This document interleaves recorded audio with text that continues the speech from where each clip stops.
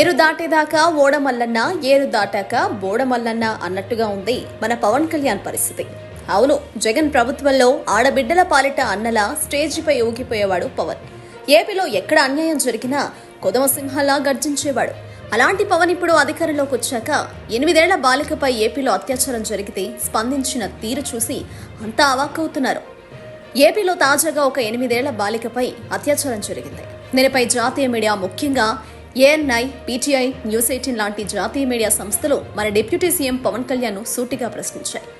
Media మైక్లు పెట్టి జగన్ ప్రభుత్వ హయాంలో ప్రతిపక్షంలో ఉన్న మీరు ఆడబిడ్డల జోలికొస్తే తోలు తీస్తా, తాట తీస్తా, బెత్తం దెబ్బలేస్తా అంటూ ఊగిపోయారు కదా. ఇప్పుడు మీ ప్రభుత్వంలో ఏం చర్యలు తీసుకుంటారంటే పవన్ చెప్పిన సమాధానం విని జాతీయ మీడియా సంస్థలు, అక్కడున్నవారు అవాక్కైన పరిస్థితి నెలకొంది.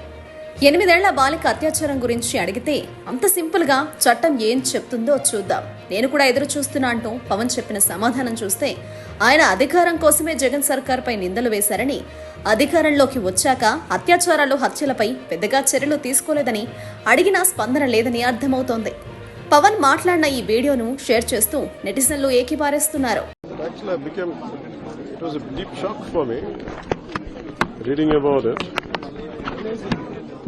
Even the perpetrators are even they are minors.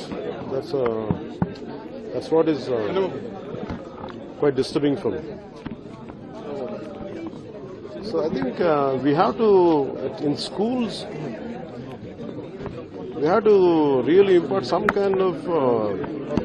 It is not about physical education. It is about we do this kind of mistakes, because young minds are getting corrupt, young minds are getting spoiled.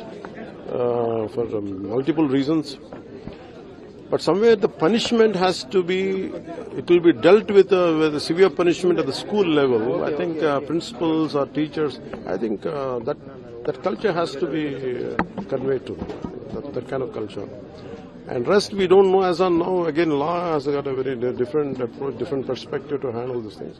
I think I'm also looking forward what judiciary will say on this. Sir, one more question.